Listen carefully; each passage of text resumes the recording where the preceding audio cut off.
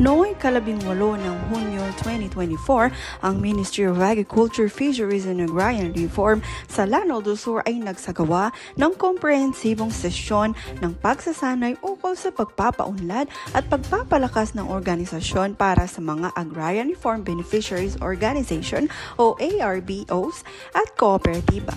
Ang kaganapan na ginanap sa Imbistro, Marawi City ay inorganisa ng MAFAR Lanao do Sur sa pamamagitan ng Agrarian Reform Service Division na pinamumunuan ni Chief Rucaina Mindalano. Ang pagsasanay ay pinangunahan ni Julaini T. Pangandaman, pinuno ng Cooperative and Social Enterprise Authority o CSEA ng Lanao do Sur bilang tagapagsalita.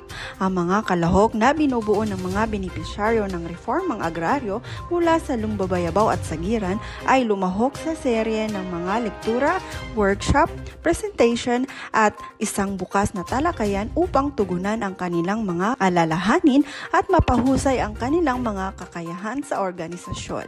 Si Provincial Director Attorney Cali Dianzano ay nagbigay ng espesyal na mensahe, iniingkayat ang mga kalahok na maging responsableng miyembro ng kanilang mga kooperatiba. Ang kaganapan ay nakita rin ng aktibong pakikilahok mula sa mga tanggapan ng MAFAR Municipal Office ng Lumbabayabaw at Sagiran na nagpapatibay sa diwa ng pagtutulungan sa pagsasanay.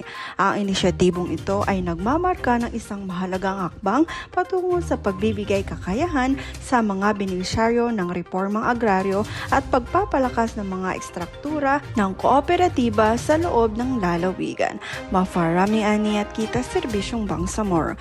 Mula sa probinsya ng Lanao do Sur, Fatma Abdul Jalil, nag-uulat.